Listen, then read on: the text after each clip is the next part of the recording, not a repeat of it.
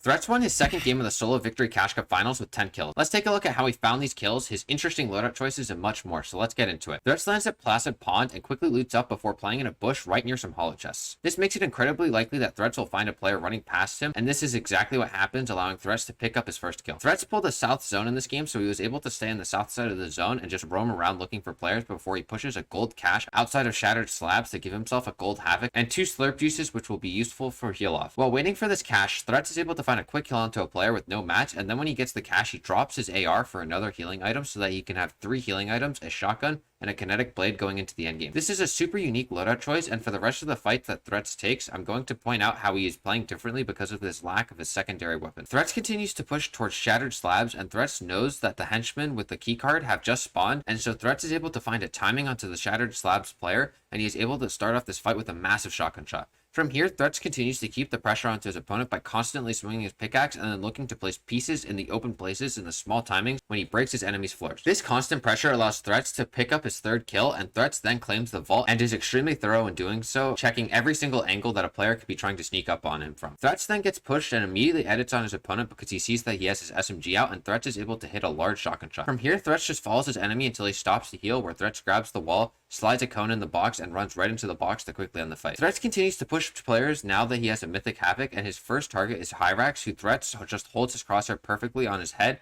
so when Hyrax makes a safe peanut butter edit, Threats is immediately able to punish him for it, and Threats does so with a clean 250 bump. From here, Threats continues to try and fight other players, but because of his lack of ability to safely pressure his opponents, Threats has to slow down his fighting a lot, which resulted in him getting less kills during this time. These lack of kills are irrelevant in this format because of the fact that winning is the only thing that is needed to make money. Anyways, Threats chooses to kinetic blade towards the center of the 6th zone and gets himself off of the congestion on the edge of the zone. Unfortunately, he doesn't pull the second partial zone though, and is forced to rotate, which he does easily with a blade, where he instantly starts to fight players again. In this first fight, Threats pressures his opponent's wall, and when he tries to rebox out to the side, Threats is already ready for this, and he gets the floor and cone over his opponent before hitting a nice 250 pump. He then hits another 250 pump onto a player who's trying to steal some of the loot, bringing his total kill count up to 7. Threats then uses the extra mats to tarp him to the third partial, and he then pulls a max distance first moving. Threats doesn't try to do too much from here, and he just uses his blade 3 times to get to the front side of the zone before tarping a short distance to get all the way into the zone. Threats then uses his blade to easily get through the second and third moving zones, and at the end of the third moving zones, Threats is able to get a full box onto his opponent. Threats hits a big shot here, and then he resets his wall instead of jumping in because he is not carrying an SMG or AR to finish off this kill. Threats is still able to quickly edit the wall, again finding the kill before he has to rotate into the final moving. Threats then full tarps to the final moving zone to avoid a lot of early chaos, but he runs out of materials just a little too soon and is forced to drop down into a chaotic low ground where he barely survives. At this point though, the endgame is going to a heal off, and this is where Threats' loadout choice to carry 3 heals becomes even more important because Threats needed to use the majority of his heals to survive this heal off, and he even needed to go back into the zone to the refresh he got at the end of the third moving to get even more chug splashes to win this game. Threats was able to win this game with 10 kills and earn himself $100, and hopefully this video gave you some of the tricks that he used so that you can win a finals game as well.